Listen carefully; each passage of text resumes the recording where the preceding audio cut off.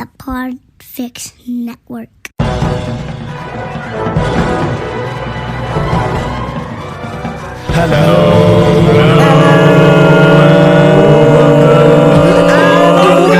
to the Filmmakers Podcast.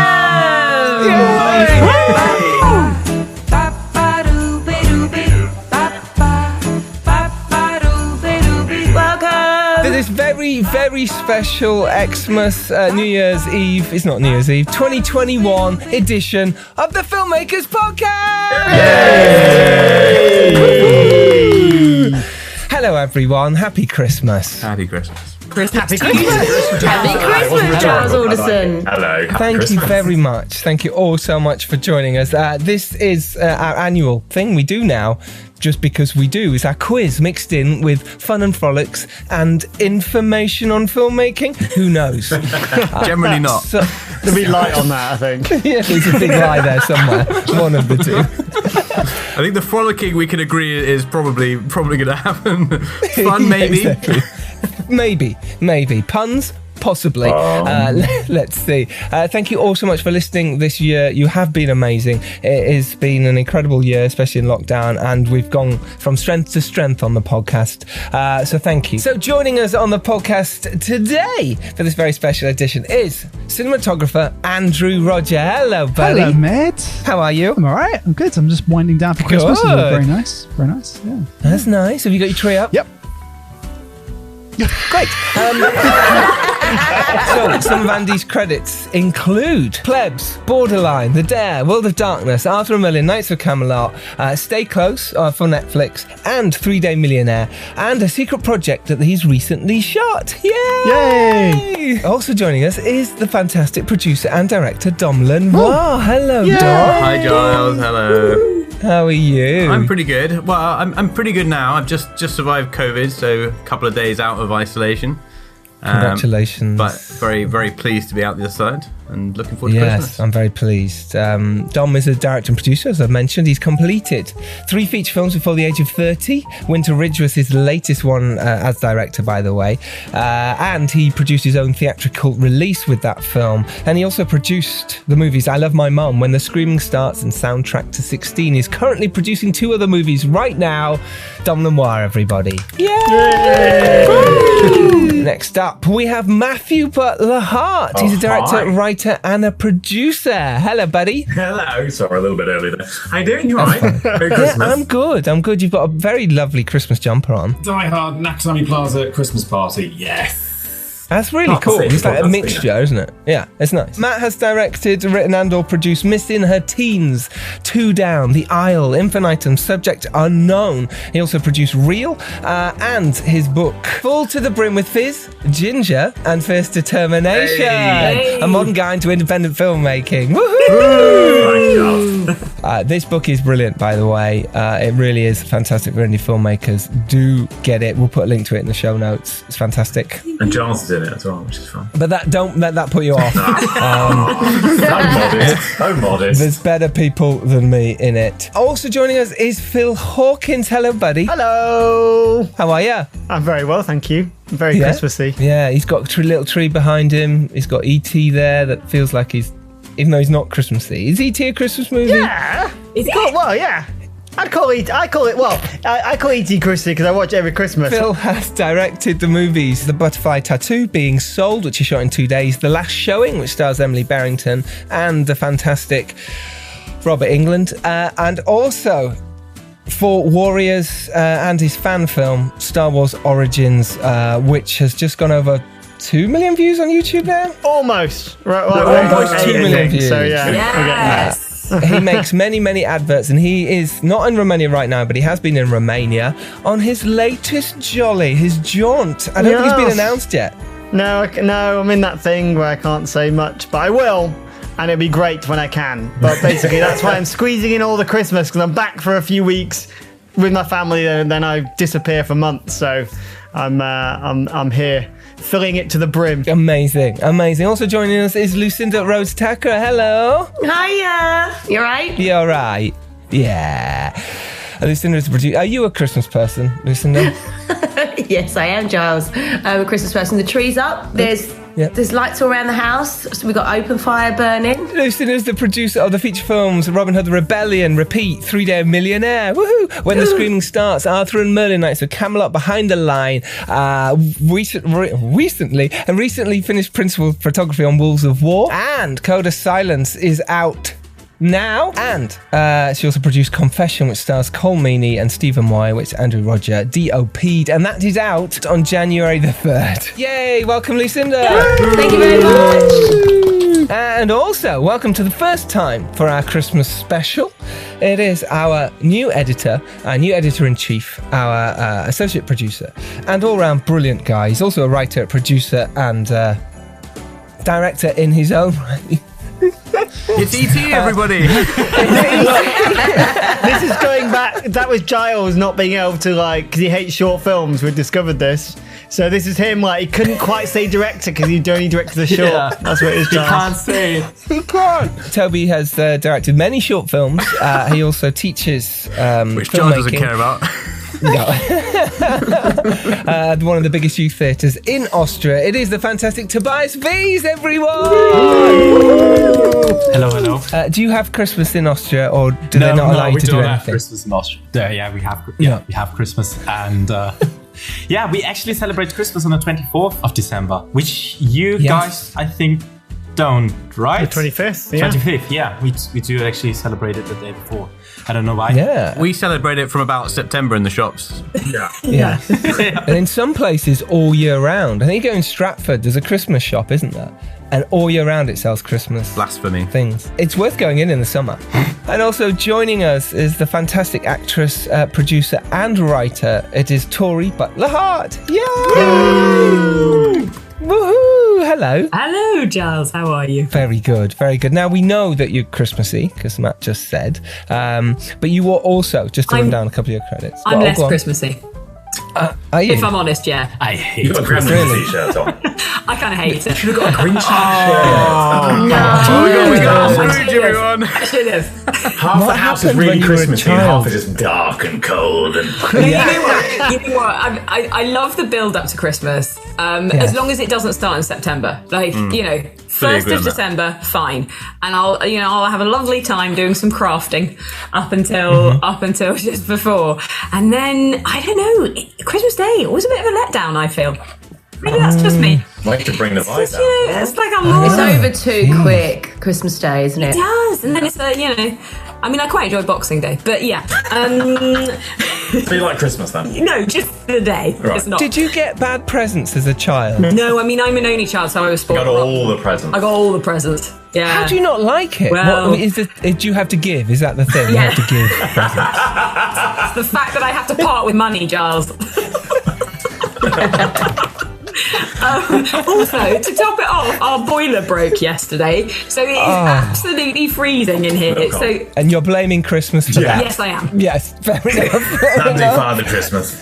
Because it doesn't break in the summer, does it? No. No, they often don't. But guys, seeing though your house is like a filming location, right? From the last film, it's tax deductible. Just put a boiler in, right? Yeah. Good Very point. true. Very good point, Phil. Sorted. Thank you. Yeah. There you go. And in fact, that's a perfect segue to mention your credits, which is Infinitum Subject Unknown, which you did shoot in your house, which is out now, as is The Isle and Two Down and Missing Her Team. Tori also produced Real as well, which was Biffa nominated last year, or certainly long-listed. Yeah. There you go. Yeah. So welcome, this is our team. Hello, everyone.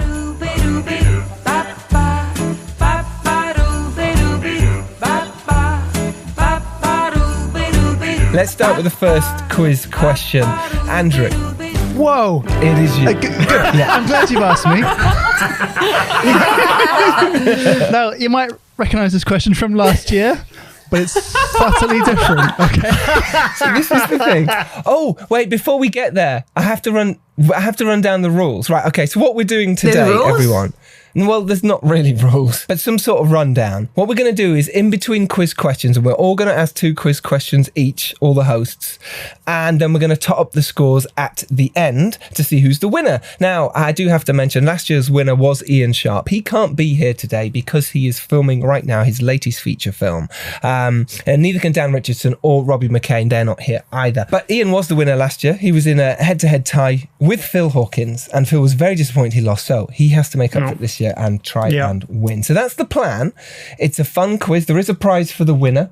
I don't know what it is yet, but there is a prize. I am involved in the quiz as well. I can win, so I can also win the prize. So if I win, I'll make it a really good prize. And in between the quiz questions, we will be doing some chatter about filmmaking, some questions about what we felt about the year, about the state of the industry at the moment, and moving forward, and anything that might help you, and most likely probably will not. But either way, this is us doing our Christmas quiz that most of you will skip past anyway. I think people are here for the quiz, Giles. I'm here for the quiz. So too. To be fair, I'm here for the quiz. Last year's quiz was actually really popular. It did really, really well. We did a 2-parter, I think. It was so long. Was that long? Yeah. The numbers on it were ridiculous. So anyway, so you obviously wanted it, so we're giving you it again. Gluttons for punishments. Right, Andrew Roger, you're first. Good, now I finished the question. Great. Former Star Trek actor Colin Meaney stars in the upcoming crime thriller Confession, released in January the 3rd. January the 3rd. It's really not hard. It's the first Monday in 2022.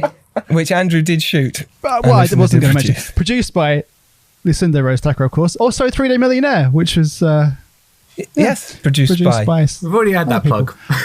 Yeah, we're plugging our own films with the first quiz question. Should we make all the quiz questions about our own films? Jesus Christ.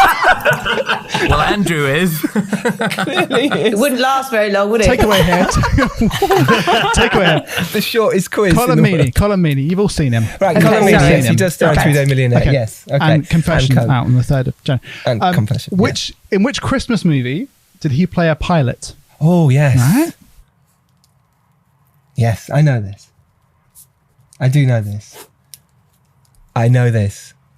Don't Google it, John. I've got one right already. Yes. Phil's face. Oh, how the Phil mouth knows everything. I don't know that one. Podcast listeners Can you give me like a decade? No. I don't know. You can maybe have a clue later. I'm just happy I've got one right. I think the clue is if I gave you the decade, it would make it very easy. Andy, second question. Which Giles Alderson movie? Stop it. No one's going to know this. Not even me. But Giles, mate, does cinematographer Andrew Roger. Is it serious? This is amazing. You've gone to your own IMDb page, right? How can I get some rest of this? What can I promote? Which Giles do I play a cameo role? Oh. See, it wasn't that hard in the end, was it? It wasn't that hard in the end. Is it one that I have directed, or is that... I just assume if you're involved in a movie, that it's your movie. Just generally my movie, right. That could be a trick. I don't know say anything. I don't know the answer, because there's a couple, actually. Depends whether, is this like a released film, or is this a trick question? No, Phil, you can't It's a feature film. It's a feature film, right? Does that help you, Giles? Feature film that's released. It's released, right? Yeah, I think I know the one you mean now. Yeah, okay. Oh. I'm 2 for 2 now. Thanks, Andy, for joining us. Bye. This is rigged. What day is Giles Alderson's birthday? Right, you've now all looking at my IMDb going, let me get... He is not credited on IMDb for this, by the way. He's not credited on it. Not yet. He will be after this. All the fans will be rushing to put it on there. Tidbit quiz for you, the bottom. Did you know? So, right, let's move on to our first topic of debate, which is Film of the Year. So, let's go into our films of the year. Let's whip around them really quickly just to see what we thought, what really tickled our fancy in year 2021. Lucinda Rhodes Tucker, let's start with you. Okay, we're going to go West Side Story, all right? But I'd also like to see Encounter. Yeah, I've seen it. I'm a musical kid. I can't wait to see it. I was going to say West Side Story, I want to see it. It was fantastic. Yeah. It was wonderful. And my dad wanted to, just skip it and not see it at all because he loves the first version. So Yeah. I can't wait. I think Spielberg's a master. I love what he does with his moving masters. It's very inspiring for me, and I think it is for you, Phil, as well, massively. But I mean, and Matt, you mentioned it in the past as well. I love how he does the moving masters. Does he do it in West Side? Yeah, it's out of this world. I mean, it's the best of the best performers in the world. The best behind the scenes I saw from that was him on his iPhone planning a shot, sat on like a wheelie chair, and someone like dollying him across a room. You serious? I've not seen that. There's this guy like Spielberg holding an iPhone and like tracking past people with this genuine glee and enthusiasm on some like computer chair. It was great. It's like Steven Spielberg making a student movie. Have you seen it yet, Phil? Have you? No, I'm dying to see it. I can't wait. I'm dying to see it. I've got is it a cinema movie? I imagine it's definitely a cinema movie. Cinema. Oh, you've got to see it on the big screen. Yeah. All right, let's hope we don't get locked down and we can all go see it over this break. Toby, let's go with you, buddy. What's your film of the year? My favorite film was The Father. Yes. No, hang on. Can I be really anal and just interrupt here? It was released in Austria this year. No, this has to be the Oscar year. Like, we're filmmakers. Yeah, I literally watched it in summer, I think. In here, so but if that doesn't count, then I go with either The Beta Test or The Last Duel. Oh, nice, The beta test. The beta test was brilliant, wasn't it? Jim Yes. Cummings. That last duel in The Last Duel was phenomenal. Absolutely incredible. Like Ridley Scott at his best. Yes. Camera work, choreography, tension. It was just brilliant. Yeah. Dom, what's yours? It's a tough one. It's a very, very tough one. I would say I liked No Time to Die, just because it rounded off. Casino Royale was one of my favorite Bonds ever, like because it took the Bond and then it added in this realism and incredible action and stunts and a kind of a romantic arc that I thought was really interesting. And it kind of finished that off with this, and I just thought it was brilliant filmmaking. But if I had to go with a second, it would probably be... No, I wasn't allowed a second. I mean, come on. We're going through all the films. I've still got... Should have said it first, Dom, and then you could have built to it. Runner-up is The Harder They Fall, because I just thought that was a really original, interesting take on a Western. I just thought it was fantastic characters, really enjoyable, entertaining, well shot. Great movie. I didn't like it at all. Well, you wouldn't. I really wanted to as well. I really wanted to like it. I liked it. I wanted to like it as well, Phil. I was in the middle. I love bits of it, but there was other bits I enjoyed it. I enjoyed it. But I'm there with No Time to Die, Dom. I'm there. Yeah, I mean, No Time to Die, amazing. No, I had a little sleep in No Time to Die. You have sleep overnight. No time to sleep. Tory. It was too long. It was too long. It was long. No, Usually for Christmas, not too long. Though, so. It's emotional. I needed a nap, and I took one. Yeah, if you don't like People Christmas, said that. you're not going to like it. Fair enough. It's a long movie, but it's beautifully well made. Tori, let's go to you. What was your favourite movie? No Time to Die. The first half, anyway. What did I stay awake through? Infinitum subject unknown. No, she's not you, Giles. You know what? I've gone a little bit more indie.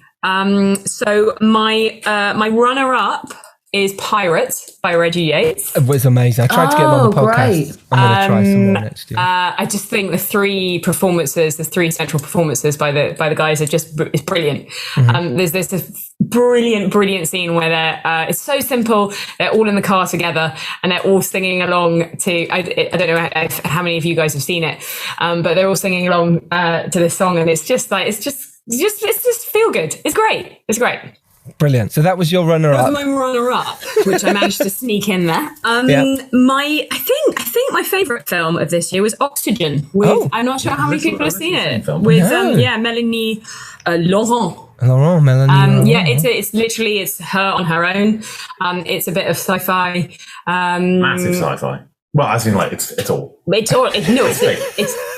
is a sci-fi film. No, but it's small in its scope, in that it's her on her own. Yeah, it's definitely worth a watch. Kind of what's the Ryan Reynolds? Do you mean Ryan Reynolds when he's buried alive? Buried. Oh, Buried, yeah. What's the film? Yeah, it's basically that, but sci-fi. Yeah. Oh, that sounds great. I've never heard of it. That It's sounds very, great. very good. Is it on a streamer or is it? Yeah, it's Netflix. We watched it. Oh, is it Oh, right, It's a Netflix. It's a Netflix original, I think. thank you. Phil, what's yours? June. Of course, he would say I that. knew you were going to say that as well. Yeah, of course. I obviously had a list. So June, obviously amazing, just absolutely phenomenal filmmaking, and could have been talking about long films. I mean, it's same with Blade Runner, 2049. Like that film could have been 2 hours. Even 2 hours longer, and I just would have been in that world and immersed. And I came out bizarrely disappointed that it ended. I came out annoyed. And I was like, why am I annoyed? That was But the good stunning. news is there's a sequel, July. So, that's terrible. That's like, you might as well go down with Dom and his puns. Andrew Roger, what about you? But it's one of your own ones, isn't it? it worries me that he has to IMDb his own credits. I've only made 2 films this year, so I won't choose from those. Okay, first one didn't come out this year, but it's my runner-up, so that's fine. Right, that's fine. Okay, all right. It's a Queen and Slim 2019. That was pretty good. Fucking incredible movie. And then The White Tiger. Oh, that was good. The White Tiger was great. Yeah. Oh, yeah. Damn it. A couple solid movies. fun, Yeah. Really good shout. Good shout. Yeah, very, very good. Yeah, all right, nice. Yeah, I think we all agreed with The White Tiger there for sure. That's fantastic. Matt, I'll come to you in a second. Mine, I like June as well. I thought June was spectacular. I think it's because it's the first time I've been back in a cinema for a long, long time. I like Malcolm and Marie. I thought it was really interesting, fascinatingly well made. They're made in lockdown with Zendaya. Tick, Tick, Boom recently. I think my film of the year is going. Whoa, you were criticising giving a couple of names. You've got like three. I one never rule said for everyone else. One rule for Giles. I never said you couldn't. I'm like the Prime Minister. I never said you couldn't. Saint Maud, I think. That was fun, as an indie film as well. Again, that was last season, but it was carry on. definitely last year. Yeah, not when I watched it. Do you look at the list of like award season, Giles, that ends in like Oscar season and around February? Dom. All right, fine. It was a brilliant film, though. It was a brilliant film. You're absolutely right. Yes, it was. Yeah. I enjoyed watching it last year. Yes, I enjoyed watching it last year. I just watched a film called Home Alone.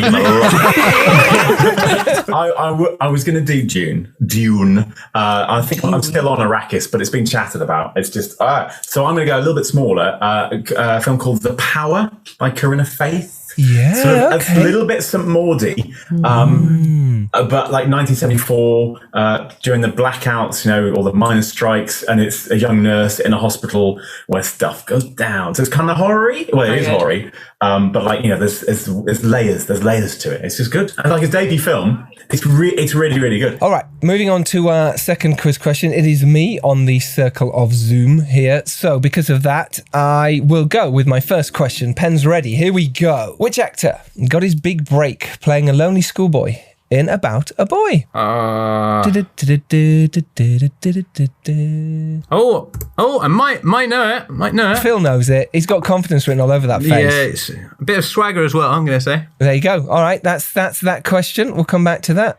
I think Lucinda knew that one, didn't you, Lucinda? Well, I hope so. I had clients in it, but I'll probably get it wrong now. Did you produce it as well? No, it's far too young, darling. All right, my second question is, if 60% of our listenership, our podcast listenership, Filmmakers podcast listenership, comes from Apple, how much percentage is from Spotify? I will give you a point if you're 3% either side. What? Can you give us an A, B, or C? No. Oh, I could do. So hang on. So 60% from Apple, did you say? The 60% listenership comes from Apple. How much is from Spotify? Yeah, Spotify. Yeah. It's Spotify, isn't it? So well, there's other ways exactly. that you How many other ways can we listen? Maybe you listen. could tell us, Charles. There are many other ways you can listen. You can listen on Apple, you can listen on Google Play, you can listen on Podbean, you can listen on SoundCloud, you can listen on Heart FM. Oh, fuck knows. Wherever else you get the fucking podcast. So that was good. Okay, cool. Thanks. Got it. Thanks. Got it. So, got it. So there is other places. In fact, I can give you the percentage of some of the others if that helps. I'll do that later if you're struggling. Do that later, yeah. I'll do that later. Let's move on to our second topic then. So, how do we feel the industry has been this year? Let's go deep. Let's go straight in. We've all been in and around making movies this year, whether it's short films, whether it's producing, whether it's been... I mean it. Tobias, I love short films. If all you've done is a short film, says Giles, quote unquote. Giles, didn't you do a talk recently, about going from short to features? The short film. And We you should let basically them sat know that down he's a like, bloody "Guys, traitor. Just make a feature. It was good. Yeah, it was from short to feature. Yeah. Mic drop. Yeah, just make a feature. I just, don't do it. Don't make short. Make Speech started features. off with just stop. Just stop. Yes. What do you think the industry this year? I think it's been a fascinating year in 2021 for filmmakers. I think a lot of stuff has got made. The fact that we couldn't find crew a lot of the time because so many things were being made. Netflix was signing up crew, grips and gaffers. Stealing crew from other jobs as well. Going, we're going to give you twice as much. Come over here. Yeah. And that became a bit of a problem for us. But just generally, just talk about the industry. We all have made films this year, and I think that'd be really nice to talk about. Phil, let's start with you about how you feel about the industry at the moment and the fact that you are about to make your film now and how difficult it has been this year and the year before as well. But it'd be interesting to talk about it. Yeah, I mean, mainly this year for me has been kind of commercials, really, which has been, very, very healthy and great. Like, I've probably had one of my busiest years ever, which is kind of bizarre when you look on paper, about the challenges, everything going on. But, I did some really cool, interesting work this year. Mainly because I made a short, Giles, that people liked. Actually, that short led to some more interesting kind of commercials work that was kind of, more drama-based, kind of like mini-series style commercial stuff. So I was out in Bulgaria doing a thing, which is like a superhero origin story that I did a little film for kind of Magic the Gathering and things. So, so the commercial work was really interesting. So I've been stupid busy, very aware of people that haven't been and stuff. But for me, it just kind of all rolled on and I blinked and suddenly we're here. Maybe it's just because I got my head down because, first lockdown, all that stuff happened. I was like, oh my God, now I need to figure out what I'm going to do in my life because we can't make films anymore. And then I think I went into overdrive to provide for my family. So it kind of snowballed from that. And going into this film, I think I sort of felt safe or very positive that I knew a film was at the end of the year because it was always had to be shot at the end of the year. And I got this job for this film literally this time last year, probably to the day. So I kind of knew it was already on the cards. So I've been basically working on that. So it's kind of been nice for me. I'm sorry. But yeah, I'm probably one of those people that have been stealing crew or trying to get hold of crew. Yes, but we'd say that the industry is doing well, right? We'd say the British filmmaking industry and TV making industry at the moment is doing well. How have you found it, Andy, in the industry this year? You've made quite a few features this year. You've named most of them already. I barely started, Giles. I barely started. Not bad. Like last year was terrible, obviously for everyone.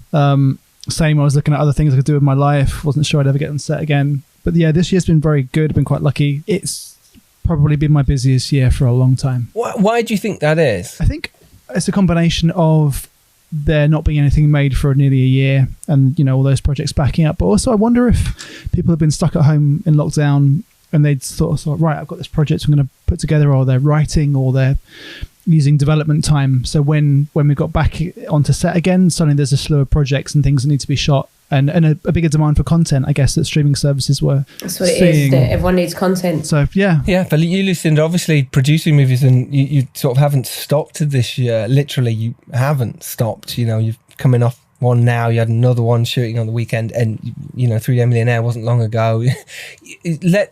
From your side, the producing side, like the full-on producer in the room that doesn't do other things as well. How have you found that, in terms of the ongoing, constant need to be making stuff? Content. Well, like Phil and Andrew said, I'm on the same page as them. This has been Picture Perfect's busiest year ever. 2019 was one of our busiest, and then 2021 took over 2019. I think we have completed 7 movies this year, which is great. Wow. And we have used the same crews more or less throughout the entire year.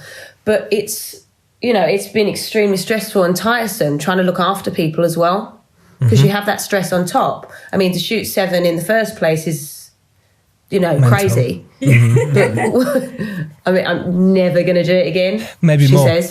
2022, I'm doing 22 movies. Yay! But it's been extremely stressful, and really to keep people safe is the main thing. But it's the need for content. And I think what we did was just say, well, look, Jeet and I decided to, and for the listeners that don't know, I produce with my husband, Jeet Thakrar.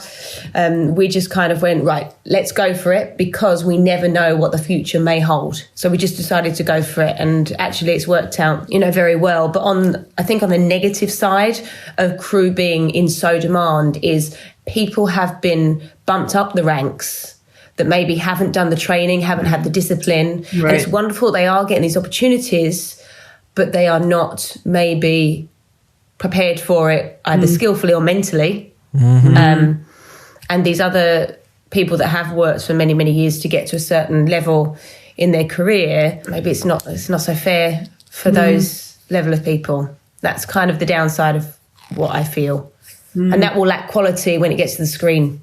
It's true. I think, whether I'm right, I don't know. Yeah, it's fascinating. Dom, what's your thoughts on all this? Yeah, I mean, the first kind of lockdown year it was pretty slow, and then in that kind of winter, things started to pick up, and then since then, for me, it's been quite an amazing time. And I suppose the first time going on set and having to deal with the masks and all the COVID stuff did feel very daunting. But then on recent shoots, doing one a couple of months ago, it's just so sort of second nature that I think, especially in the film crew side of things, like people have really learnt to hit the ground running, and it's indie films have sort of managed to work out how to do it in a way that's kind of achievable. So I've found it's kind of quite manageable now, but I certainly think in that first 6 months, year, it was quite difficult for everyone to kind of work out where they were with everything. Interestingly, I think that certainly in 2021 has been a brilliant year for filmmakers, because people are watching at home. Suddenly, as much as we wanted the cinema releases, of course, but maybe our movies weren't necessarily big enough for those anyway, even though that was lovely to do a small tour, and some of us did anyway. And in terms of the bigger release, sure, but I think it's been wonderful, People have no excuses, you know what I mean? You kind of it's there, it's on Netflix, it's on Prime, it's on Sky. You can go watch our movies right now, and I think one click away, and people are doing it. People were looking for content. Matt? Yeah, this I think this last year there seemed to be so many more sort of smaller indie films, with really, really small budgets, but they've had to be really creative and inventive because of everything going on. But they're getting really decent releases. I guess they might not be theatrical and things, but tiny budget stuff is popping up, and you're like, oh, which 2 years ago just wasn't happening at all. So obviously everything is all horrific in the world and such, but I think it's forcing indie filmmakers to be really, really creative with stuff. There's so much, especially in the genre world, where you can you can be a bit more creative with certain things opposed to drama, I guess. But it's being seen, it's out there, and people, as you said, platforms want it. We were speaking to someone from Studio Canal, and they are desperate. Wow. We're absolutely desperate. They've run out of stuff. But we're talking to Universal because we did Infinitum, which was a tiny little film. I loved it. Because they're we need some stuff. Not because I'm sure they like the script as well. But as in, it seems to be a little bit easier. Dare I say it? I hope. Because they're kind of okay. One, people's films are out there to be seen and much more accessible, which is great. So these bigger people are able to watch stuff. Okay, they've actually got a decent release, great, tick, and we need some stuff. So it's kind of, I think it's hard, but I think, some stuff is turning, which is great. I think so too. I think there might be a backlog in 2022. If suddenly all these films have been, on Canal Plus and Sky and Netflix are going, yeah, here's some money, go make. Yeah. And there will be that You'll be fighting for places, I think, soon. But until then, hey, let's make the most of it. Like Lucinda says, and they keep making new platforms as well, so it's fine. Yeah, there's more platforms for us to choose from and get money from at the moment. And we're in a good position to be prepping to do that. And all the listeners out there, this is the best time to be getting your packs ready, getting your scripts the best they can be, and presenting them. People, like Matt said, they're looking for content. Right, let's move on to our third quiz question. Circling the Zoom of Doom, it is Doom Lemoir. No pun intended. I'll take that. Right, so I'm going to go for could be a challenging one. The first question. There was a recent anime that's been on Netflix. Some may argue it wasn't much of a success, called Cowboy Bebop. Mm-hmm. What was the original year that the critically acclaimed anime came out? That is so... Does anyone know that? That is so... Yeah, definitely. I know that. I think I do, yeah. Oh, I've got 2 years. I'm gonna actually say this. Although I don't watch a lot of anime, it is regarded as one of the most iconic animes, of all time, and they have just remade it. So I feel like, Yes, but I only know that because we know the guy who played Vicious in it, so I went back and watched.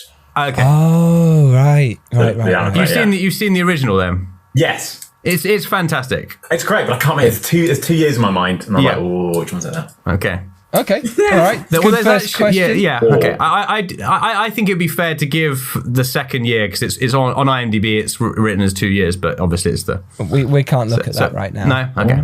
Those of you. I'm not gonna look. No. I'm just saying if he's got a guess, then it's the second breaks one. the rules.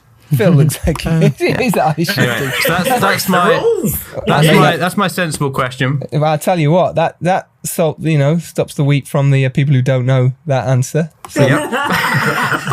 And then my stupid question is, well, I think it's quite important. What's the best screening room in London for canapes at industry season? That's an objective question. No, I'm going to give you a bit. I'm going to give you a bit of a hint. There's not that many that do canapes, so there's like 1 or 2 or 3 venues that do it with a lot of their films. It's a very well-known one. So if you ever go to BAFTA screenings, that kind of thing. We asked for a fun question, not a rubbish question, Dom. That's like saying, "Oh, what's my favorite cheese?" It's just.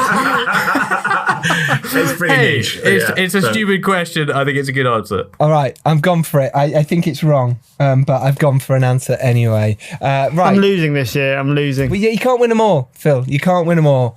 As a runner-up last year. But for clarification, his eyes are wide and crazed. Do you not know how seriously I take competitions? Come on. Anyway. So, all right, topic 3 is what our favourite podcast guest of the year is. Phil, let's start with you. Well, firstly, shout out to Francis and Anne, who's my dearest, oldest friend. Who's done Skates from Pretoria. So him. Check that out. But I actually really enjoyed the Repeat podcast with Richard Miller and Charlotte and Tom and stuff. I think because... That's a good one, yeah. You can... obviously the Lord and Miller one, and there's loads of kind of the inverted commas famous folk, but there was something really grounded and special about that, and just about the guts and the balls it took to make that film and convert the house and all that kind of stuff. I just felt like out of all the ones I listened to, that probably felt the most kind of almost inspirational in a way. Do you know what I mean? Like for people listening, that's what this podcast is all about. I felt like that was one that, no, listen to that and look what those guys did, So yeah, I mean, obviously there's a bunch, but like that one just sticks in my head as something I really enjoyed, listening to. Very nice. Dom Lemoir, what's your favourite? I reckon I know which one this is because you enjoyed doing this one. It's probably going to be the beta test, just because it was the first one we'd done in person. And I mean, that, this time of year when you get to go in and it's press season and you're seeing all the cool movies and you just get to meet people in person and you're thrown into a room for an hour and it's just this kind of energy and fun. And it was just a really funny, amusing episode. But also at the same time, I think Jim Cummins has taken such a unusual route. He's done studio movies. He's done it completely crowdfunded. He's done making films any kind of way possible. So I think he's just a very interesting person to listen to. So that's probably why I would go for that one. Anyone else want to throw something in? Lucinda, what was yours? I really liked the Alex Neuer episode. I found him really interesting.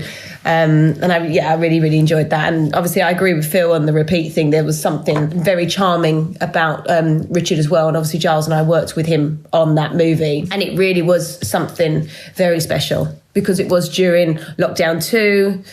They did it all in their house and they were moving all the different locations and dressing it themselves. And what they achieved was amazing. I really enjoyed the podcast with Gunpowder Milkshake director Navot. Oh, he was good, really yeah. interesting. Yep. And Huw on Confetti as well. I really enjoyed that one. Carolina Gropper, she's a producer from... Oh, that was good, yeah. Yeah, America. I like the Helen Simmons one as well. She was brilliant. Liza Marshall, who does Temple, producer of that.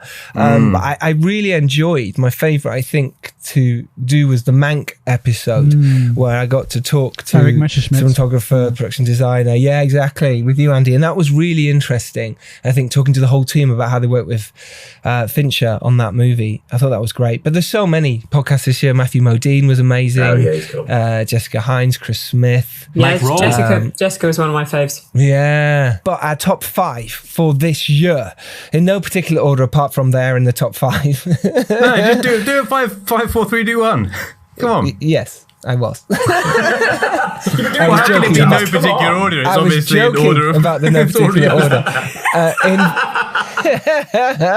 In 5th place is the Hosts team, not Host movie, which we thought it might be with Jed Shepard and Gemma Hurley, but in fact the Hosts team, Richard Oakes, Adam Leader and Neil Ward as well. They came on and chatted all about how they made their movie, and I thought that was really interesting. It's called How to Make a Micro-Budget Debut Horror Movie. It did incredibly well all year. In 4th place was going from a micro-budget to a £1 million feature with Emma Biggins and Oliver Milburn and their feature film Schools Out. Amazing. You know, that was in 4th place.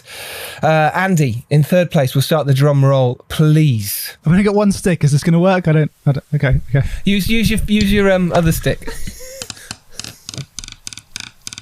Here we go. In 3rd place, it is Christopher Vogler, The Writer's Journey. Yeah. He went into deep for screenwriters. Yeah, excellent. Here we go. 2nd place. Drum roll, please. I got 2 now. Oh, it's good. It's good. In 2nd place, it is From Indie Films to Studio Movies with the fantastic Ben Wheatley. Oh! I remember recording that, and Ben is not the most fun, talkative guy. talkative. Should we cut that bit out though, Giles? Well, he's not. He admits it himself. He's quite, you know, in interviews, he is dour. And I remember, if you've heard the episode, which millions of you have, was the fact that he recorded it in, must have been what I can only describe as a toilet with no microphone and just coming from his Zoom. And I said very kind, I said, listen, would you mind putting maybe some headphones on, and do you have a mic, or can we record on your phone? And he went, no. This is going to go well. But congratulations, Ben. We know you listen every week. You are in that number 2. Yay! And in at 1, drum roll, please. Oh, sound effects. How to write and produce your own micro-budget indie film with Will Thorne. Oh, yeah. Oh, yeah, we did that. Silent Night. Unexpected. He did do Silent Night. This podcast did gangbusters. Wow. Amazing. Yay. It's a really interesting podcast all about how he made his film Silent Night. There you go. That is our rundown of our top 5 podcasts of the year. I haven't included anything from December, by the way, just because I felt it was unfair. So many brilliant screenwriters and directors and producers. Thank you, all of you who came on and gave your time for our amazing listeners. So that was that. Let's get to the next quiz question. Tori, let's go with you. Round 4, please. Okay. So they're both Christmas related. And that's fine. I'm not sure whether one's more serious than the other, so we'll see. In the film Boxing Day, the new one, yes, released earlier this year. Yes, exactly. Georgia, the character of Georgia, is played by a pop star from which band? Yes, I know this one. Yeah, do we have to name her? Can you name her? Yes, please. I would like the band and her name, please. Oh. I had it and it's now gone because I remember the name of the band. Weirdly, I can name the other ones. Yeah, me too. Did you get 2 points or 1, Tori? Giles, what do you think? Maybe 2. Maybe it's a 2-pointer. If I remember her name, then yes, it's a 2-pointer. I can't remember. There we go. Oh, I've remembered. Yeah. It came out then. It just came out. I'd say it's 1-pointer. It's half a point. Yeah. All right. Second question. Who plays Kris Kringle in the 1994 Miracle on 34th Street? Oh, what year? 1994. Yes. Mm-hmm. I feel that there should be a bonus point if you can name who played Kris Kringle in the 1947 version. I mean, I don't know if any of us are going to get that. So. I hate this quiz. We'll do it in no particular order, apart from Dom is last. Just gonna give up on this. But what we're really after is the 1994. I think I know who that is. Okay, great. So let's go straight into the next quiz question. This is number 5. Let's go with Toby. Question 5. Tobias V's. Short filmmaker extraordinaire. Toby is a brilliant screenwriter. I've read his feature films. They're fantastic. He will be making them soon. And then we won't even talk about his short films anymore. And when you make that feature film, Giles will finally respect you. Do you know what? If Phil Barantini has listened to this, Boiling Point was originally a short. Yeah. So many of our films have been shorts, right? That turn into features. No, we got funding because we show people our short films in the first place. That's how we get our features made, through the shorts. You can mock me as much as you like. We will. But I just don't respect We enjoy it. How many cameos does Peter Jackson have in the Lord of the Ring trilogy? And there's a bonus point if you can name them. Just the 3 films. Just the 3. Not the Hobbits. Not the Hobbits. Phil's getting serious. Yeah. He said Lord of the Rings, not the Hobbit film. Is it a lot? Yeah, but just clarifying. No, but is it a lot? Is it a stupid in every single scene? No. And there's an extra one. Where you can only see a body part of his. So this is. Does that not count? A bonus point for that. That's a third bonus point if you can name that one. All right, question 10, please, Toby. Who are the most popular Star Wars characters according to the Wikipedia views in the years between 2015 to 2021? So that's going to be the fucking stupid characters, isn't it? The 3 most stupid characters. Yeah. Okay, the 3 most popular Star Wars characters. According to Wikipedia. Can you go... do you have to get them all right to get a point? Yes. I have a clarifying question. Is this characters that were new in that time period, or just overall for all time? Overall, all of Star Wars. Okay, cool. All of Star Wars, yes. Oh, all of Star Wars. See, all of Star Wars. As a Star Wars fan, Toby, if I get that wrong, I'm going to be very upset. I love it. Great questions. All right, let's move on. How do we, and this would be advice for filmmakers out there, and we can keep it brief, but how do we keep focus through the tough times? You know, for 2020, Andy, you mentioned there was tough. How did you keep focus? Because I know you said that you wanted to potentially give up. You were sort of toying with other ideas. And I know you've got your amazing watch company, Plan R, by the way, which we'll put a link into the show notes. Hey, want to watch? Hey. So because you did that as well, you were sort of designing watches and now you sell them. And they're amazing. And I've got one and it's incredible. But what was it that sort of, because it's so hard, and I just wanted to come to you first because you did talk to me about, you know, how hard it was and maybe quitting. How did you keep focus? I don't know if I did. Like, I'd love to be like, well, what I did was I worked out every day. I don't think I did. I think it was just really hard and we haven't had a shit time, and like, that's fine. I just got into watches and shit and did that and carried on playing music. I guess I focused on other areas of my life and caught up with people that I hadn't seen for a while. And just try to take the time to regroup. But yeah, it was tough. It was scary times for us all, right? I mean... Yeah, it was. What was in between jobs then? Like in 2021, you have worked a lot. We have made a couple of movies together and stuff. What in between those? How do you keep focused to sort of bounce between the two, especially in these tough times? What is it to inspire others, I suppose? Why... rather than depress them. Sorry. How do we... No, it's good. It's not really good to be truthful. I think it's good to be honest about this. It's fucking hard, man. We all get depressed. We all get down. There's no question about it. I know I'm very jovial on the pod and keep it upbeat. But, I get down many times. It's very depressing sometimes. But how do we keep ourselves focused? How do we keep ourselves, especially in the mental health year as well, when it's really full focus. Yeah, I don't know. I'm probably not the best example, but I think you have to keep it in perspective. Like, sometimes these things don't move at your own pace. Sometimes you just have to wait for things to happen. You can work your ass off. It doesn't matter. You have to wait for those opportunities to come in. Films and TV shows are very slow moving. They happen when they happen. So if it's your only creative output, that can be rough. If that's tied to the money you make and the house you live in, then that's hard. But if you have something else you can do as well, I play music, I design things, and like, I'm blessed with a bit of time, so I can do that. I think as long as you can still make money, it's okay to step back from those things a little bit and do something else. And then when you go back to making films again, when the world wakes up, you're ready to do it. You've got the brain space for it. Luckily I get to do the podcast, so I get to talk to people like yourselves all the time to just keep that focus, and we all help each other, and we all do sort of support, and we send messages generally about asking about anything, and it's really, really important to have that, I think, in our industry, but in any industry. But I think it's really important that we stick together. I'm so grateful for this podcast for that. I think a lot of us are much closer than we would be if we weren't doing this, so I think that's lovely.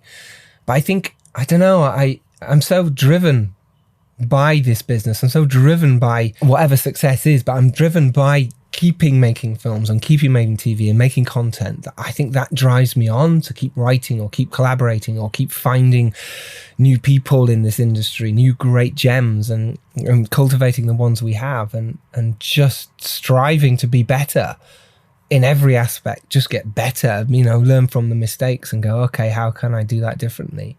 I think that's what I'm sort of focusing on. I'm going, all right, especially with being a voice as well for people. I'm like, okay, well, it's important to, if I'm going to fuck up, all right, I fucked up. Let's see how, I can't be preaching this shit of saying, look, this is how to make films, or even attempting to say that in that way if I'm not learning from it too. I think that's important. Tori, I wanted to ask you as well, when you sort of, the fact you both wrote a book, well, it's sort of the year before a little bit, but it came out, this year.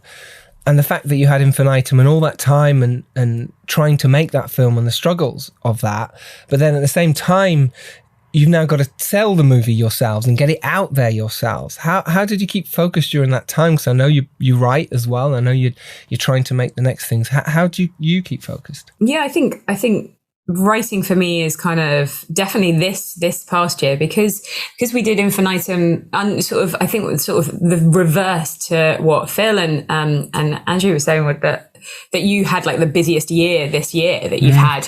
Actually, it was kind of like the opposite for me, really. Like we did Infinitum the year before we shot it, and it came out this year. So actually, it was a lot of the kind of the aftermath work, which you sort of, when there's only two of you sort of doing it, there's a lot to kind of, that you just have to keep on top of. And I think to a certain extent, it's really hard to do that. It's really hard to kind of stay on top of like just the follow up on all of the projects that we've made, the chasing after the figures, the, chasing after the money, like all of that kind of really very boring, non-creative stuff, which really doesn't fire you, in any kind of creative way. So the writing has really helped for me this year. I've really kind of delved into it. I'm in the middle of doing a new draft of our film about drag queens. And I've written a whole kind of sort of sci-fi thriller that with the idea of shooting it again on iPhone. So that's kind of, I guess that's kind of kept me busy. And also from an acting point of view, I've sort of made a decision to kind of just throw myself like 110% into that for next year. I think it's hard when you have when you're doing a lot of different things, when you wear a lot of different hats, to kind of, sometimes some of the hats get forgotten. They get kind of put down, and then it's like, oh yeah, shit, okay. So that's my target for next year. Which is great. I love that. And it's great because it's important. You do forget those other areas. If you haven't written for a while, you suddenly, because you're concentrating on producing, or if you haven't acted for a while, you're concentrating on. But how do you maintain that focus? Like you're saying there, you just sat and wrote. You were like, okay, I'm going to write, and I've written this. Brilliant. How do you get up in the morning to do that? What's your motivation to go, right, I'm going to go do that? I want to be famous, Giles. So I guess that's my motivation. I think there's something to be said for, and this is going to sound like a little bit kind of airy-fairy maybe to some listeners and a little bit kind of hippie. I think there's really something to be said for putting things out there to the universe. I'm a big believer in manifestation and have become much more interested in that. And that we have the ability, like it's there for us. It's tough. Yes. It's a lot of hard work. Yes. But you can do it. You can, if you really want, like I made the decision that actually this is what I want to focus on. I want to focus on my acting. And then the following day, I got a call from my agent saying that I got a TV show that's shooting next year in April. So, it's kind of, so those kind of little things, those like those, it's being open to kind of, I guess, the messages that like are all around us all the time. And as you said, like keeping up with your network, the people who are going through the same stuff as you. And I think we were listening to one of the podcasts, and you were talking about the feeling after you finish a project, that kind of like low feeling of loss that you're kind of like suddenly bereft. And it was so true to, that you said, just check in with people, just like send a little message and, and just to feel that connection. And I think, give out and you'll get back. You love that. Yeah. Yeah. It's so true. God, I said that, didn't I? Toby, as someone who hasn't made a feature, how do you carry on with that? How do you cope? No, but the fact is, the inspiration, and we were all there of wanting to, and that feeling of how important it was to make a feature. And it is weird, and it is kind of put on a pedestal. How are you keeping focus? Because, like I say, your shorts are doing so well, and you're doing well, and your writing for your screenplays is incredible. So how are you keeping motivated to, jumping across that line? Listening to podcasts does help a lot. The Filmmakers podcast. Obviously, I'm only listening to that. I'm editing it, and then I'm just re-listening the episodes. That's why you haven't made a feature yet. That's the reason. You need to quit. No, podcasts are really inspirational to just hear people's stories and how people are dealing with similar situations you find yourself in. And so that's the one. And the other thing is beginning of each year, I set myself goals, what I want to achieve by the end of the year. And this year was my building up a writing portfolio, basically. So I was writing a lot, writing features and short films and trying, to build up a portfolio so I can move forward basically in the next year. And so next year there will be my, building up directing portfolio. And then I have those two, and then I can move setting goals and trying to achieve them. Do you make like a list, and then, because it's great to set goals. I write actually a list. You do write the list. That's great. Yes, you can tick them off. I love that. Yeah. Because you're at least motivated to look at that and go, God, I haven't done that. Right. I haven't done that. And then I'm reflecting on it as well. Yes. But each year I'm reflecting on it and see, okay, was it a bit unrealistic to set this kind of goal, or how did it turn out? There's a thing that I was doing last year, and I'm going to start doing it again, called it was a 3-month plan. So I'd write out the things I need to do, I would like to achieve by the end of that 3 months. And like you say, sometimes they're too unachievable. It's like, that's not going to happen, or it's out of your hands. But things like finishing that script are not, they're very much in your hands. You can do that. If you want to go make a doing short... 3-day millionaire pickup days. Doing 3-day millionaire pickup days. That's the thing. We've got to do it. So that's part of that list. You've got to tick them off and get them done. And I think that's really important. I think that's hugely inspirational, I think, for people to do that. What do you want to achieve this year? Okay, write a list and achieve it in the first 3 months. And imagine what you can do for the rest. You've got 9 months left. Can I throw something in there, Giles? I know someone who does this interesting thing where they divide their time up. So they take their day, and especially if you're like a writer or something, so you spend quite a lot of time kind of working on your own, and they divide the day up of like how much time you spend, writing, working, doing what you have to do. How much time you spend like doing something fun just for you, that kind of like, that you don't have to do, that does not work. There's just kind of like, maybe it's watching TV or whatever, or reading a book, or and you kind of divide your day up into little time units. You just see how you spend your day, kind of thing. And it really helps to kind of like key into number one, giving yourself enough credit for like, oh my God, actually I sat down and I wrote for 6 hours today. Pat on the back, and actually remember to kind of credit yourself for having that discipline. And then also kind of reminding yourself to reward yourself of doing something that actually, you don't have to beat yourself up if you're not sitting down and writing like for 20 hours of the day. No one's going to do that. Dom, what's your thoughts on this? I don't know. I think mine's probably going to be slightly less glowy on the... Please bring it down to Dom level.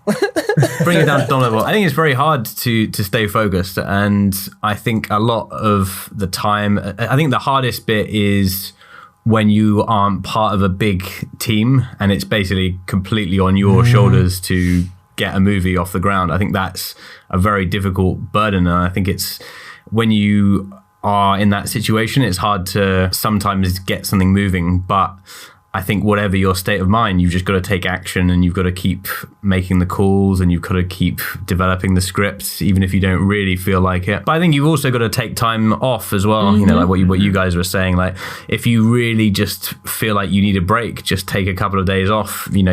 Some days I work like a demon, and I send hundreds of emails, and I'm on call for like 12-15 hours. Other days I'll just take a day off, and I think you have to be able to give yourself that flexibility to give space for when you're productive as well. I love that. Lucinda, you take your dog for a walk when you have those moments. You need that downtime, don't you? Because obviously you work with Jeet as well, a partner like you and Matt and Tori, and you we often talk when you're with the dog, you're going for those walks, and sometimes you're just getting stuff out, debriefing.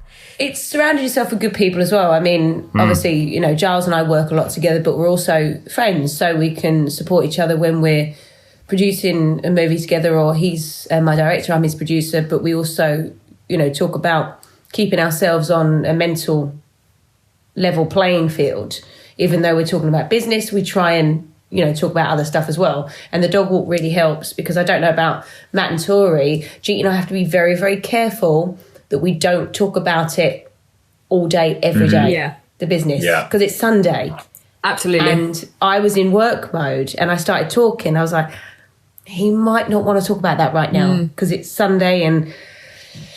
King doesn't want to hear that. We've been King doesn't want to for hear years, it. Yeah, and like just trying to remember, like I'm like, okay, just this, at least Sunday afternoon, let's just like do nothing or something. I'm trying to have more of that time. Go, fuck it, let's just not do anything. Just see what happens. Just go and enjoy life as well. Otherwise, what's the point? I can feel guilty sometimes when I'm not working. It's a very weird thing. I'm sort of like, should I watch another episode or something? No, and I get this feeling, and sometimes I've got to say to myself, no, you're all right. You work pretty hard. It's okay. But I can't help it. We're all nodding at that. We all get that. Phil, how do you deal with it, Phil? Well, I mean, I think the guilt is there in us all, because we're all very driven people, and we're all kind of doing this off our own backs. I mean, we're independent filmmakers, right? No one's picking up the phone to us. So there's that. So there is that pressure of don't put yourself down. Well, no, but there is that pressure of like, if I'm not working, I should be. Yes, and I've got a young family and stuff, and I'm like really trying put the phone down and away, and like, this is family time, and this is, and this is kind of work time. And sometimes I blur the lines of like, I'm on my phone doing an email or something, I look up and like, my son's just looking at me. I'm like, I don't want to be that person, I kind of want to be present. So I think I find Daddy, that's hard. Stop working. To do. No, precisely, and like, I've got my own like sort of sanctuary upstairs in my office, like when I'm up here, Daddy's working kind of thing. But it's he's hard. not. He's playing with ET and the cat. Well, playing my toys and talking to us numpties. Up here talking to you lot, But this year was, I say, my busiest year. But like the year I came closest to kind of breaking down. Really, it was like I took too much on and did too much work and didn't rest enough. And I was juggling, and I had some personal stuff going on at the same time, and it was too much. It was too much, and I just had to stop. I just had to stop doing stuff. I turned stuff down. I pushed stuff away just to kind of get a bit of mental balance back, because, as I said earlier, I kind of went into that overdrive of just saying yes to everything. And then I'm only one person, you know? So yeah, that was a lesson learned this year. Also, do you know what? It's making the right choices on projects as well. Yeah. I mean, I must say I have made a mistake on occasion where you've gone against your gut and taken the project anyway. And then knowingly gone into something that has made you suffer and you're not being able to give your full concentration to, for instance, or something that you think, oh, I'm not going to quite be able to collaborate with this person, but I'm going to do it anyway because we love it. I think that's something just to listen to your instincts. Let's go on to our next quiz question. It is number 11 on the list. Phil Hawkins, let's go with you. Oh, it's going to be hard from Phil, Jesus. No, well... Did you forget we were doing a quiz? I've got quite a few questions, but I'll stick to 2. I did multiple choice, but no one's done multiple choice, so maybe I'll take that away from you. You can do multiple choice. No, it's fun. Well, it depends how hard the question is. Well, I'll ask the question, that's if you want multiple choice. So, okay, fine. Obviously, in COVID and releasing of movies and everything, things have been delayed. Production of releases have been delayed. Apart from No Time to Die, because that's like the obvious answer, what's the next film that was delayed the longest that was released this year? Can I have a multiple choice, please? Yeah, me too. Is it? I think I'm. Are you two conferring? Wait a minute. Yeah, you are. That's not We've fair. got different answers, but Tori's asked me, is that what it's spelled? We've got different answers, but... Should I keep it difficult? I don't know. What it's called. It's like, that's not what it's called. This is what it's called. It's a different answer to mine, so... Giles, Dom, you're the boss of this. Do we want multiple choice or do we not? Yes. Yes. No. You want multiple choice? Yes. Toby knows the answer. The only answer, no. Is it A, June, B, Peter Rabbit 2, or C, West Side Story? Well, Matt's wrong because you can spell all them. Yeah.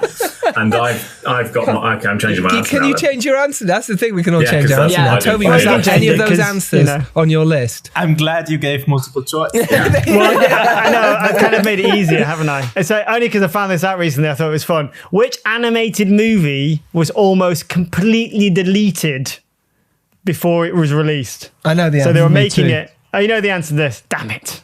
I only found this out recently. It's a good one, though. It's a really good one. 90% of it was deleted. Was deleted, yeah. And wasn't it someone who'd taken a drive home? Someone was working at home and had a copy of it. Right. Happened to have a copy. It's a huge 90% of an animated movie. Yeah, it's huge. There you go. Let's not give. Okay, hang Come on. Let's not give clues. Oh, well, you don't get a point for that. So I was giving it. I know the answer. Yeah, but I didn't get clues over what's Dom's favourite canapé in a screening room, so I'm not going to give you kind of crap question. Fair enough. Matthew Butler Hart. Okay, Let It Snow famously plays out at the end of which 1988 action-adventure film? Got it. Next question. Next question. Quiz. Okay, so what is Father Christmas known as in The Nightmare Before Christmas? I know this. Oh, that's a good question. I know this. It was on the Netflix, that really brilliant how they made it. What's it called? Movies That Made Us? No. Movies That Made Us. Yeah, Movies That Made Us. Yeah. How do you all have such memories that work? It's a good question, though. Very good. Right. I feel like I definitely did a lot better last year's quiz in terms of knowing answers. Mine are really easy, guys. How many Oscars did Schindler's List win? Okay, yeah. Easy? No, I don't think that's easy. I don't think that's easy. That's not easy. Oh, good. Oh, great. Okay, carry on. What was Kevin Costner's biggest budget movie? I do know that one. Yes, I know something. Just one of my favourite movies, this one. Is it? Okay. Interesting. I have to change the answer now. Yeah, I know. Could have inspired one of my movies. Right. Is it one of the movies you made? One of the movies you produced? Oh, okay, that's not what I thought then. Yeah, me too. Yeah. No, it's not what I thought either. Yeah, but it might not be. I think I know. Oh, this has been fun. I've really enjoyed this. Let's go round the room the Zoom room of doom and just give some advice to our younger selves. We always do it to our guests, but we as hosts often don't get asked. So, Andrew, Roger, advice to your younger self. And I mean this in the filmmaking sense. Like, what would you say to your younger self now, looking back, the success you've had as a cinematographer in your world? I guess, like, don't worry about rushing. I was always the youngest person and fighting against being younger than everyone else on set, and because I was just pushy and wanted to do it. I think I would say don't worry. Most DPs are in their 70s. It's true. It's true. Yeah. It's true. So you've got, what, 5 years? Yeah, a couple of years left. I love that. Dom Lemoir, a little bit of advice. Don't give up. I mean, it's a... Great. Well done. Inspirational stuff. Well, I mean, that's kind of the... That's kind of the hardest one, really. No, it is, though. It's true. It is actually a big one. Don't give up. It's on the surface, it's very generic. Look at him digging deep. He's like, no, what I meant. I think we've been really horrible to Dom on this call. Yeah, do it as a pun, Dom. Should we give Dom an extra bonus point just for being Dom? You feeling guilty, Giles? Okay, look. The thing is, I've done this so many times. I feel like I've gone through the sort of the list of advice of profound things to say. I don't have anything new to say, like, other than you've just got to keep going. You're a dry just got to keep. Yeah, exactly. Yeah, love that, Tori. Let's have a couple of lines from you. Okay, so sort of number one, don't doubt yourself so much. Nice. And number two, don't compare yourself. Nice. With 70-year-old DPs. Exactly. Nice. Yeah. One day we'll get to 70, hopefully. Yes, fingers crossed. Matthew? To myself, yeah. So you don't have to know everything. You don't have to be involved in everything. And you don't have to say... Feels like, yes, you do. And yeah, but I've always tried. That's the whole point. Like, hang on, the whole point is like this is all meant to be fun as well. Otherwise, what is the point? Like, and basically, I never stop. Allow myself to just enjoy what we do. You know, you have to say yes to everything. You know, you just kind of like just enjoy what we do. Just chill out. It's a very short life. Let's just not crowd it with absolute madness constantly. So just I love enjoy, that. man. So Chill true. out. Very nice. Man. Phil Hawkins? Tori stole mine because I was going to say about comparing. I think it's you can have a habit of trying to compare people's road to success in inverted commas, and every single person you speak to in this industry has a very different story. So it's kind of embracing the fact that everyone has a very, very different journey. You can be inspired by people, but comparing leads to jealousy, leads to bad mental health and blah blah. So that's that. So I've just piggybacked Tori's. Yeah, I had another one. It's gone. Sorry, I've just stolen Tori's and forgotten my other one. For me, it's finding the right collaborators, and from when I was younger and trying to make films, I didn't, and I stayed with the wrong people for too long, and maybe I'd have moved forward without. But it was a brilliant learning experience. I learned so much from that time about me as a person, but also I needed to take charge. I needed to get shit done, and I was relying on others. And I think that's my bit of advice to myself. Don't rely on others. You're capable. You can do it yourself. So, find better people and work hard. I remembered it. I missed it. Don't be afraid to be the person that asks the questions. Like, I think it's kind of like, you think, you should know all the answers, or you should know, again, I'm now just stealing Matt's. Okay, I'll shut up. But, it's like people have a fear of like asking a dumb question. And I've always learned the most from asking the dumb questions. And it's kind of, I think it helps. So ask the dumb questions, because there aren't any dumb questions. That's what this podcast is based on. Dumb questions. Because no one knows the answer. And dumb hosts. Yay. Tobias? Don't wait too long to make your first feature. Hey. Brilliant. That's brilliant. Luke. Okay, I've got some advice. Wait, you've done yours? Shall I do mine first, I don't Dom? really have one. Don't limit yourself by what other people, especially producers and other filmmakers, tell you is possible. for a certain budget, for a certain genre, or as a filmmaker? Nice. Very nice. One of the biggest things that I've come across is people saying, you've got to do your first film, it's got to be in a one location, you've got to do this, you've got to do this genre, you've got to do that. And I think you've got to make the films that inspire you, and I've find a way to make that happen. So that's Love that, Dom. Well done. That's my life mantra for film. Nice. Good. You just forgot it, and that's fine. But... Lucinda. Don't let anyone tell you you can't do something. Great way to wrap this up. Right, let's go through this lovely quiz. Let's go through the questions again and let's answer, and let's be honest with our... You can hold it up to the screen if we don't believe you. So the first question was Andy's question, and it was regarding Colmini. Do you want to just say the question and then give us the answer, please? I didn't write it down. It was... Do you want me to... It was. You've gone off that page now, have you? Yeah. I made some notes. It was, what Christmas movie did Colmini, it's pronounced Colum, you'll all remember, play a pilot in? I didn't think it was a Christmas movie. Well, you didn't say. Neither did I. I don't know You what didn't it is. say Christmas movie. Well, I mean, arguably. He did. Arguably, He did. Oh, I He thought you did. did. It's like Yeah. one of those cliche Definitely. things But he everyone gets says home is for a Christmas, a I think. Christmas movie. Oh, I thought it was Con Air. Oh, he wasn't the pilot though, was he? Yeah, Coal you Man. were.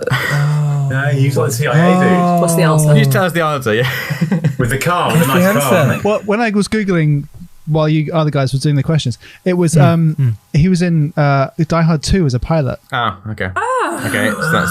Okay, next. That's Vinny. a no-go. Is that a Christmas movie? Well, this So no one got that right. I wrote Die Hard. Is it alright if I just wrote Die Hard? yeah, oh come on, that's good. Yeah, That's Yeah. good. That's good. No, it's a different my only movie. right answer. Yeah, that's good. Is Jurassic Park the same as The Lost World? No. Anything So, with- Yes, no. you get a point for that, Phil, as well. What was your second question? It was something to do with yourself and your own movies. And you actually, Giles. Yeah. It was, which movie did I play a big important role in this year? Oh, this year? Well, I did say this year. It was a This year. You didn't say this year. No, you didn't say this year, but now you've said it. That should It wasn't change released. something. It was a Only film that was film- released. That's been released that I've And you been said in. it was released. That you've had a cameo in? Yeah. Yeah. The Dare? And No, it's not The Dare. It's Nine Camelot. of Camelot. Man, No, No. yeah, it's not. I'm going to go with The World of Darkness. no. But you're in that as a cameo. No, I'm not. I know. Am I? You are. We filmed you. Am I in it? Yeah. sleeping. You're a vampire sleeping. You were naked at the time. Don't remember that at all. No, I was in The Stranger in Our Bed this year, right? Oh, God, you were. You were. Yeah, but it's not It out hasn't yet. come out. They don't know Someone that. recognised me from it, but it was Ian. That's It was a the You serious, said it was released. seriously outrageous. sketchy questions. This. Yeah. Seriously That's sketchy. No why I one's got asked, that because right either. I've seen Stranger in Our Bed, and I didn't spend a lot of Discard time on that. that question. It's okay. It's okay. Oh, wow. I love that. Okay, my question was, which actor got his big break playing a lonely schoolboy in About a Boy? Nicholas Hoult. Hold. Yes, correct. He's got one. And yeah, Rip, so Toby's leading at the moment with two. Whoa. My second No, he's not getting the question Die Hard point. was Podcast. What percentage of listenership comes from Spotify if 60% comes from Apple? Anyone want to make a 28%. guess? And I'll give 35%. 20. I said 24. 33%. 28. 24. Who's said the 28. lowest on this? 20. 20. The answer is 11. So What? yeah, it's surprising that we get a lot of listens from a lot of other platforms. Spotify is not Well, the that's biggest. nice. So Didn't get Toby that. gets But I've got another that. point. Bloody Toby. We might be taking off Actually, this. doesn't Toby Die have Hard, inside bonus information point. about that, actually? Yeah. So keep your own scores. Next was Dom Lenoir. Yeah, so it is, which year was the original Cowboy Bebop released? 1998. Oh, Matt, did it right. I got it. Nice. Very nice. It was either 98 or 96, but I put 98 Well first. done. Oh, I went you did, early, you did. man. I I went can confirm. 80. Excellent. Wow. And I put 1999, so I got that wrong. Okay. No. I think I was going to say if it was 1999, a bonus point, because it says on IMDb 1998 to 1999. Yes! Half point. Oh, by the way, the winner gets. I Okay, found out half what the point. prize is. The winner gets this half-eaten, brilliant. What is it? Yes. Jar of vegan sweets. That looks good. I was going to say, they'd be vegan. Nice. Right. Half eaten as well. I'm going to eat them until I... You're eating them. How much Omicron is in that Complete jar? with Giles' Tasty. hand. Dom Lewis, second Dying to question. know than this one, Dom. Dying. Which London screening venue has the best canapes? I can confirm by a mile it's the Ham Yard Hotel. Yes, it is. Yes. Oh. There we How go. is the answer? If you guys the aren't Ham doing the Yard Hotel. canapé circuit, I don't know what you've been doing in the film industry. Dom and I are fellow foodies. No. Tory Butler Hart, your question, please. Oh, yes. Okay, so the first one.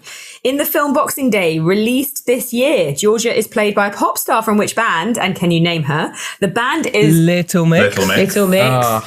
It is. Got that. And her name is... Leanne Pinnock. Yeah! I said Jade, and I knew Jade it was wrong, Thirlwell. Giles. No, she's left the band Yeah. now. It's sad. So hang on, what was the... Do we get a half a point? Yeah, or- we do get half a point, yeah.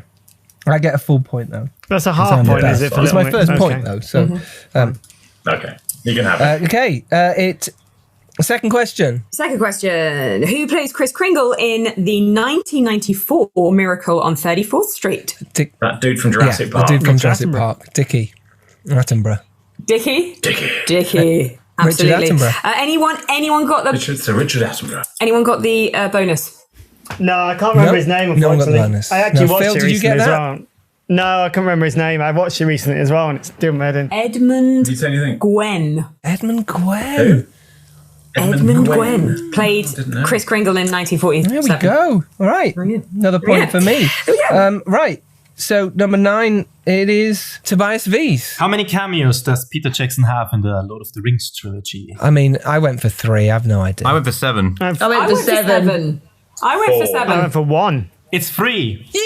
That's what I put first. Get in. Can you name them? Can you name them? Of course. Floyd, Ploy, and Malloy. The dude who eats the carrot. Yes. The carrot dude. Yes, the carrot dude in Fellowship of Right, the no, Ring. that's about Yeah. it.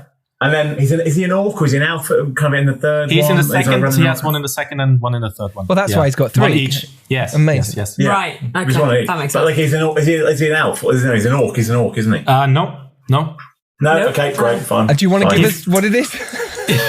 He's a soldier in Helm's Deep throwing a spear. Yes. And he gets shot by Legolas on the parrot ship in the third one. There's a parrot ship.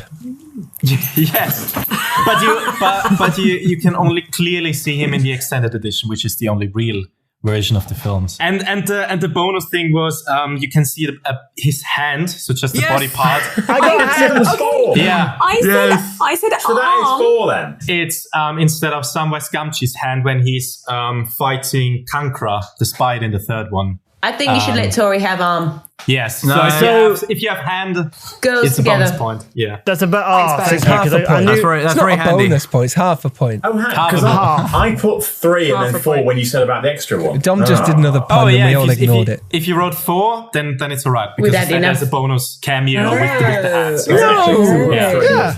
Yeah, I agree. I like this. Shocking. Alright. Fine. Not I'll go like with you. it. I don't mind. You I still don't shouldn't mind. have Die Hard at the start. Exactly. Yeah. Toby, your second question. No one's going to Most get popular Star Wars characters according to Wikipedia. this. We've got to Views. get them all right. I mean, come on. They got to be all. Just give Okay. the answer because we're never going to guess. Okay, first well, one. I can guess Okay. this. All right, Yeah. Phil can. Let's go. Phil's like, please, I must. Right, definitely Vader. 'Cause Yes, that's Yeah. number 1. Yeah. 80 million views. I would also say because of the whole controversy of how he appeared back and everything, I think Palpatine is up Yes. No. Yes. Third. It's the third, so the there. And second is then missing. probably Second place. a Are you new making this up, character. Phil? So And did I'm you not gonna- write this down? This is writing it down. It's on my screen. I'll show you. Okay. I would say probably Rey because it's like a new character. Or was No, it Reyes BB? is place 4. Jar Binks. Wait, second place Well, I is haven't got that. Kylo Ren. It was a new character. It's always Yes. the bad guys. So close. So no points for anyone. Darth Brilliant. Vader. No points. Thank you for that. You have to get all 3. You've got to get all Jesus. 3 for a point. Yeah, it's tough. All right, 11. And I got 2. Phil Oh, Hawkins. I shouldn't have bothered. Okay. Which It's kind of how we all films? feel. A lot of films got delayed over pandemic, blah, blah, blah, came out this year. Which of these three was delayed the most? Was it June, A, Peter Rabbit, 2, B, or West Side Story, C? And it was West Side Story. June was delayed. It was a trick question. June was delayed by 10 months. Peter Rabbit 2 was delayed by 11 months. And West Side Story was delayed by 12 months, a whole year. Wow. There you go. There you go. And which animated movie was almost completely deleted before release? It is Toy Story 2. Oh, hang on. Yeah. Can we have a half point for Toy Story? Yeah. No. Half point for Toy Story. No, I'm not doing half I point. think they should get a point for Toy Story. No, because that's not the Phil right answer. say no, and I say no. It's not the answer. I'm going for The same reason why Die Hard and Die Hard 2 are different films. So Oh, man. Yeah, that's a fascinating story about that, wasn't it? They'd literally deleted everything, and they thought, imagine these animators going, "Oh my god, we've lost everything." They must have been very animated in their conversation. someone like pressed the delete button on to. like the master machine. They're like, no, it's fine, it's backed up, and then it hadn't been backed up, or that failed, and everyone was like, oh, and then this person at home was like, I think I've got a copy of it at home, and saved the film. Toy Story 2. Unbelievable. Oh, wow. Why would they have a button like that? Just delete all. Shouldn't be Shouldn't an be an option. option, should it? Because you're going to get angry with yourself at some point. Just go, delete all my life, all my friends, done, delete all. Great, loved that. Matthew Butler Hart, first question. Yes. My first question was, Let It Snow famously played out at the end of which 1988 action-adventure Jingle film? all the way. Die Hard. Die Hard. Die Hard. Yeah. I mean, it may be... I've got Die Hard. Maybe it is... Not Die Hard maybe 2. Jingle All the Way.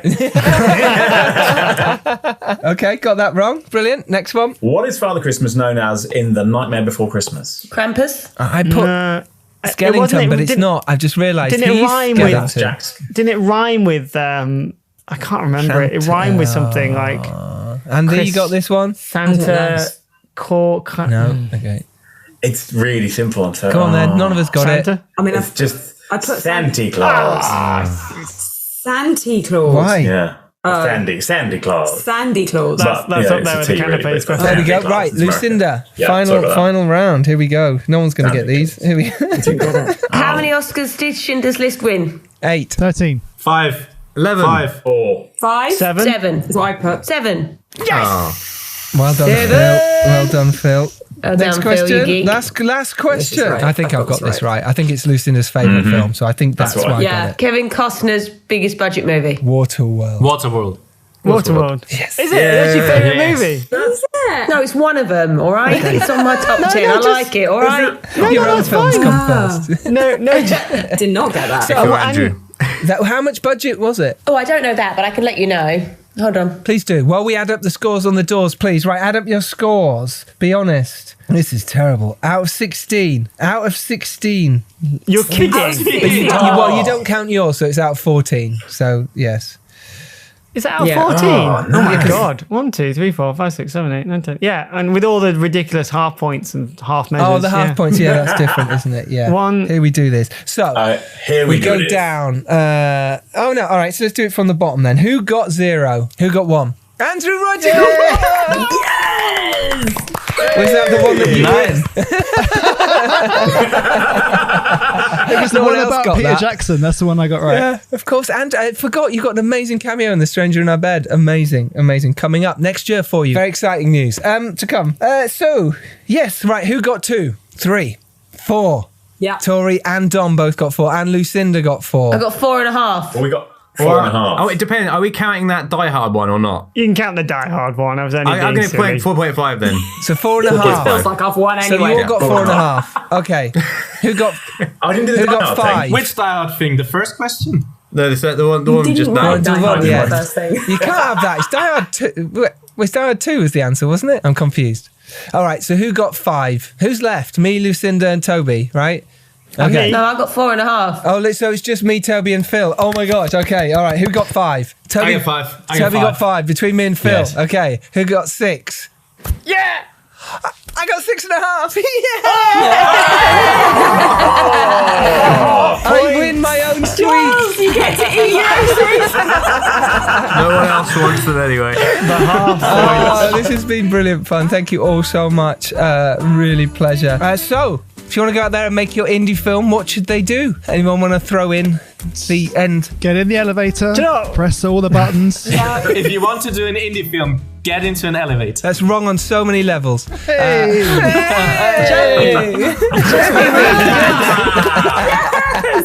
I'm going to say it because Tobias cut it out last time, but you should get in the elevator with a horse like Arnold Schwarzenegger from True Lies. Yes, and then what? And then fire off the enemy with a rocket launcher at the end.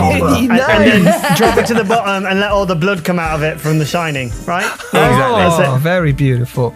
Listen, thank you everyone so much. Hosts. Andrew Roger, thank you. Thank you, Giles Alderson. Thank you, Dom Lenoir. Thank you very much. Thank you, Giles. Tobias Vees, thank you. Thank you, Charles. And thank you for cutting Why are we all out. saying thanks to Giles? Shouldn't we say thanks to everyone? Yeah, but I like it. It's nice. But Tobias, thank you for cutting out all the shit bits of this episode that you listeners haven't heard. Thank you, Phil Hawkins. Merry Christmas. Thank you, Matthew Butlerhart. No thanks from Phil. He's like, fuck you, Giles, you won. Point.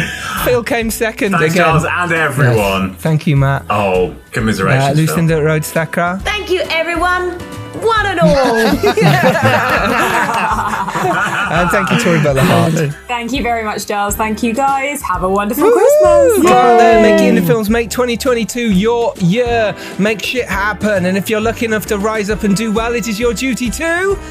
Send the down.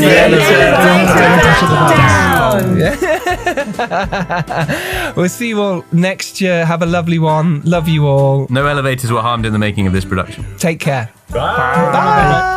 Bye. Bye.